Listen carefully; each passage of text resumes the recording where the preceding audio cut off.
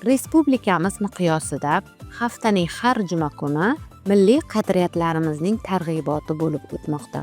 Ushbu targ'ibot doirasida Qarshi shahri 10-umumiy o'rta ta'lim maktabi o'quvchilari ham milliyligimizni aks ettirib, darslarda o'zbekona milliy kiyimlarda ishtirok etdilar. O'qish davomida o'quvchilar milliy kiyimlarda darslarda faol qatnashib, hamda vatan va ustozlarga bag'ishlangan she'rlar, tabriklar aytib, milliylik ruhiyatini yanada ko'tardilar. Bunday targ'ibot ishlarining o'tkazilishi o'quvchi yoshlar ongida milliy an'analarimiz, urf-odatlarimiz, qadriyatlarimizga bo'lgan mehrni yanada kuchayishi uchun muhim vosita bo'lib xizmat qiladi.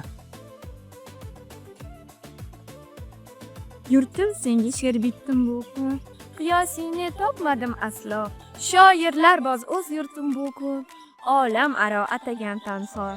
Ular she'ri uchdi ko'p yiroq, qanotida kumush diyori. Bir o'lka bor dunyoda biroq, bitilmagan dostondir bori.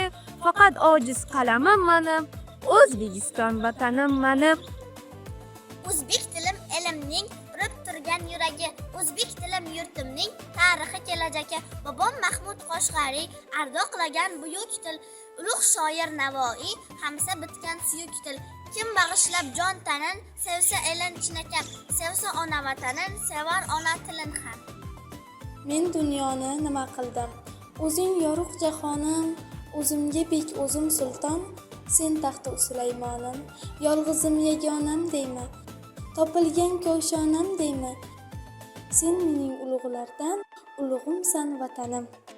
Ta'lim tizimining fidokorlari, ulkan kelajakning bunyodkorlari, xalq qalam tutgan til ijodkorlari, omon bo'ling doim aziz ustozlar, jadid allomalar yaratguvchisiz, quyosh misol nurlari taratguvchisiz, dunyoni o'ziga qaratguvchisiz, omon bo'ling doim aziz ustozlar.